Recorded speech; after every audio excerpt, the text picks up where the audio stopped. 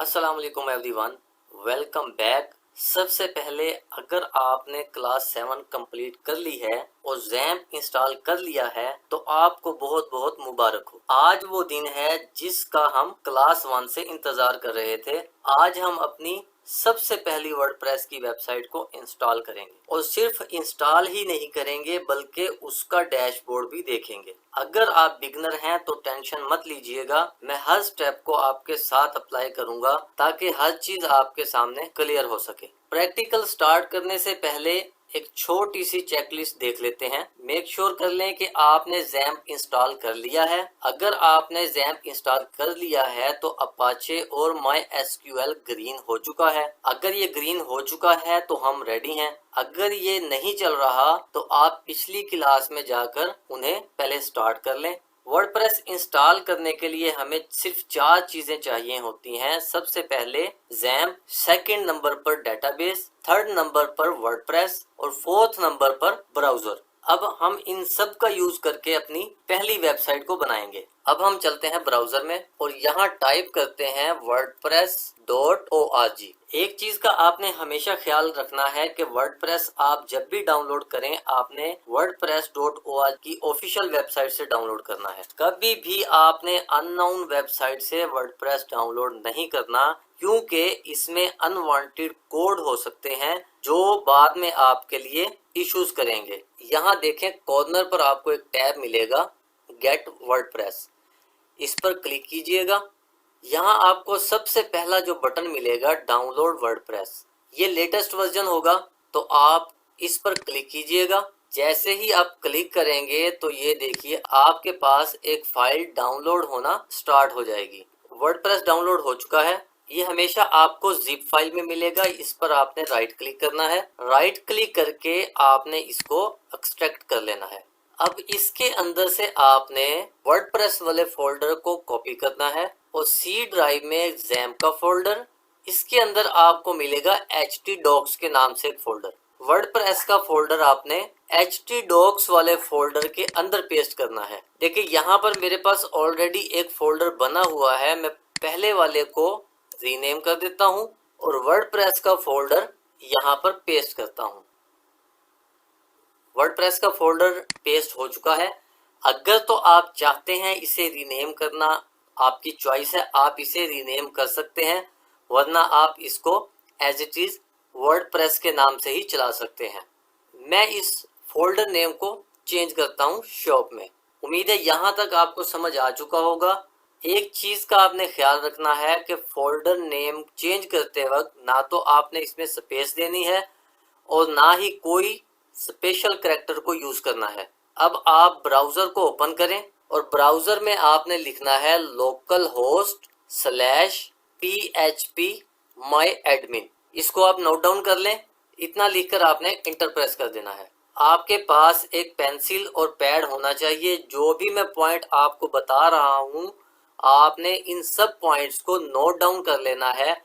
अगर कल को आपको किसी भी जगह पर कोई इश्यू आए आप उस डायरी को ओपन करें और उस चीज को इजीली सोल्व कर सकें। अब हमें वर्डप्रेस के लिए एक डेटाबेस बनाना होगा। डेटाबेस को आप वेबसाइट की मेमोरी समझ सकते हैं। वेबसाइट की पोस्ट, पेजेस, यूजर्स और सेटिंग यहाँ पर ही सेव होगी। सोचिए आपके पास एक डायरी है, लेकिन उस डायरी में अगर आपने कुछ भी नहीं लिखा तो उस डायरी का कुछ फायदा नहीं होगा। डेटाबेस भी वेबसाइट की डायरी ही होती है। वेबसाइट ने जो भी याद रखना होता है वो डेटाबेस में स्टोर कर लेता है। ये सबसे ऊपर टैब देखिए, यहाँ लिखा हुआ है न्यू।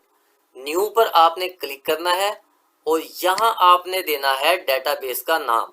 हम इसका नाम रख लेते हैं माय फर्स्ट वेबसाइट।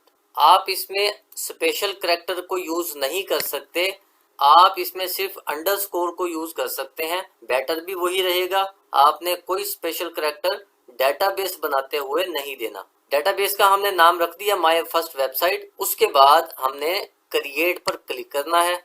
हमारी डेटाबेस भी बन चुकी है। अब हमने क्या करना है, नया टैब ओपन करें।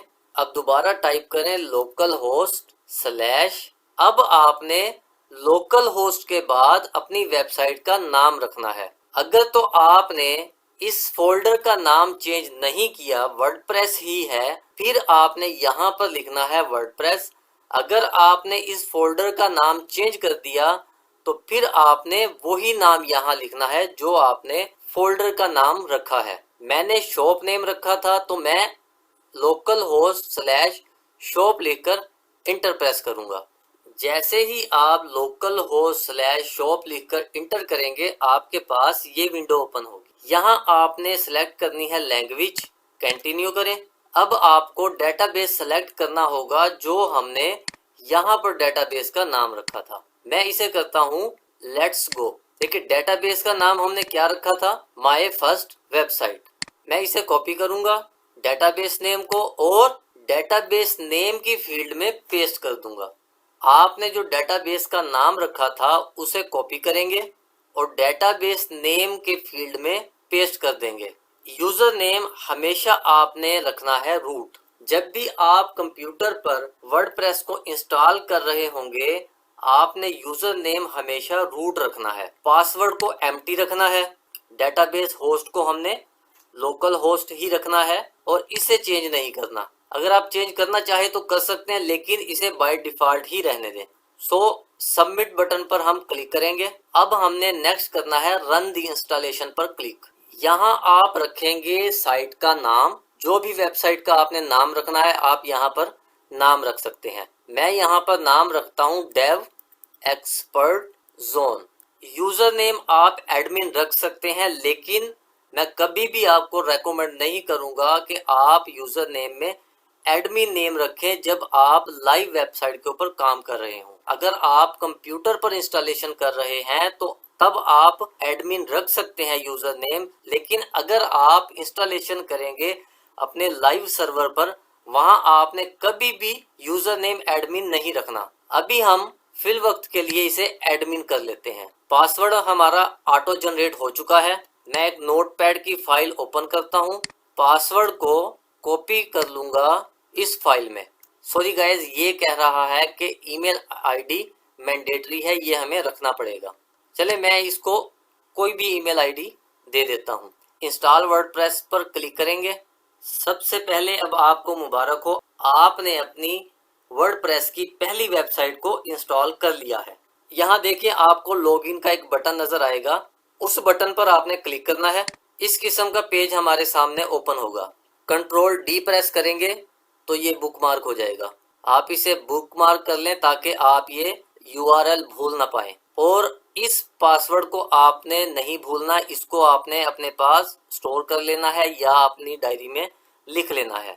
यहाँ लिखेंगे हम एडमिन और इधर हम पासवर्ड देंगे। इसी वेबसाइट को आपने अगर लाइव देखना है अपने कंप्यूटर पर तो इस यूआरएल को कॉपी करेंगे, सिर्फ इतने यूआरएल को, लोकल होस्ट स्लैश शॉप, और नए टैब में आप ओपन करके देख सकते हैं आपकी सबसे पहली वर्डप्रेस वेबसाइट एक्टिव हो चुकी है।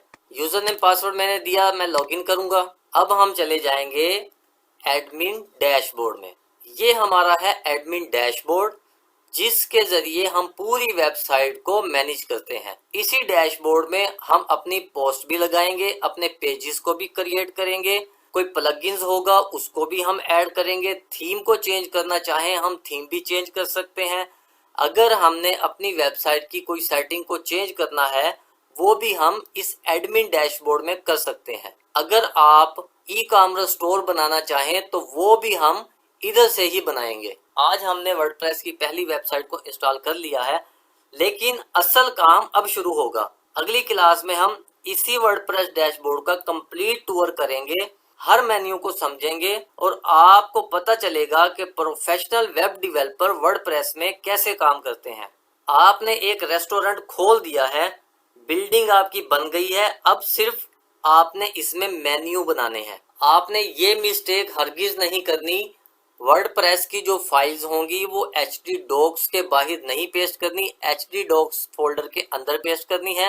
डेटाबेस को क्रिएट करना है, अपाचे और MySQL को रन करना है और इंस्टॉलेशन के दौरान जो यूजर नेम और पासवर्ड आप रखेंगे उसको आपने डायरी में या अपने कंप्यूटर में सेव कर लेना है और WP एडमिन का URL आपने बुकमार्क कर लेना है। यहाँ तक वीडियो आपको पसंद आई हो तो लाइक करें, अपने दोस्तों के साथ शेयर करें, चैनल को सब्सक्राइब करना ना भूलिएगा और बेल आइकन को भी जरूर प्रेस कीजिएगा ताकि नेक्स्ट क्लास आपसे मिस ना हो, क्योंकि आगे जितनी भी क्लासें आएंगी वो सबसे ज्यादा अब इम्पोर्टेंट होने वाली हैं। अब हम इंशाल्लाह मिलेंगे नेक्स्ट क्लास में जिसमें वर्डप्रेस डैशबोर्ड का पूरा टूर करेंगे।